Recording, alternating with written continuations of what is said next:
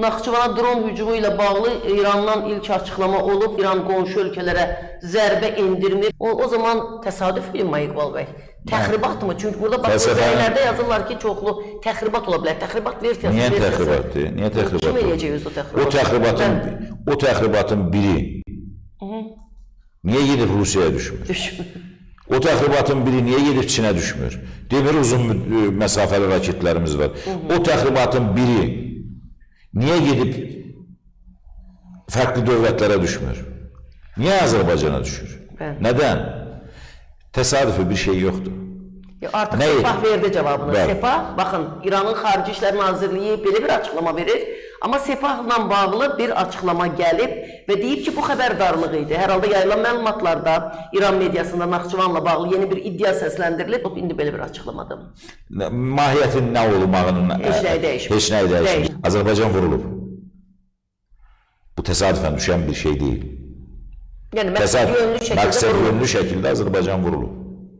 Azərbaycanın məqsəd yönlü şəkildə niyə vurulduğunu Azərbaycan tərəfi də, Türkiyə tərəfi də çox ciddi şəkildə araşdırmalıdır.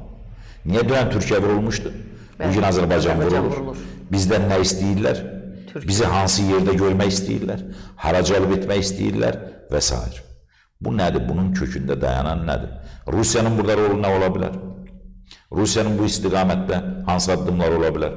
Heç kim Rusiya faktorunu da kənara qoymasın bu məsələdə. Yəni, Rusiyada deyirsə, işin içində ola bilər, elə mi? Hər şey ola bilər. Çünki Rusiya sərhədləri və hərbi bazaları təhlükə altındadır deyib, həmin ərazilərə müdaxilə edə bilər.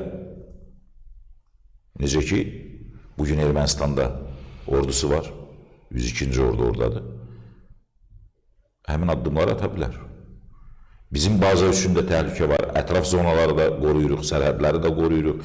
Hətta Ermənistan üzərindən də bu prosesləri aparmaq imkanlarını zorən əldə edə bilər, hər şey ola bilər. Bu faktorların heç biri nəzərdən qaçırılmamalıdır.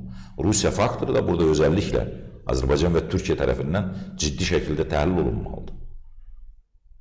Çünki baş verəcək hadisələrdə Güney Azərbaycan məsələsi masa üzərində olsa, Rusiyanın nəinki Cənubi Qafqazdan, bütövlükdə Türkistandan, Orta Asiya Cumhuriyyətlərindən çıxması şərt olacaq.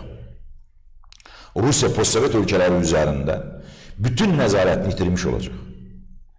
Və buna görə də Ermənistan da bu istiqamətdə təhlükələrin ona qarşı ola biləcəyini nəzərə alıb, hətta öz ərazisini Rusiyaya güzəşdə də gedə bilər bəlli bir zaman çərçivəsində.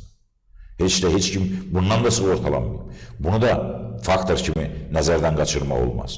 Çünki Ermənistan anlayır ki, İran ətrafında bu proseslər olsa və Güney Azərbaycan məsələsi masa üzərinə gətirilsə, orada Azərbaycanlıların haqq və hüquq məsələləri olsa, bir anlıq sərhədinə diqqət edin.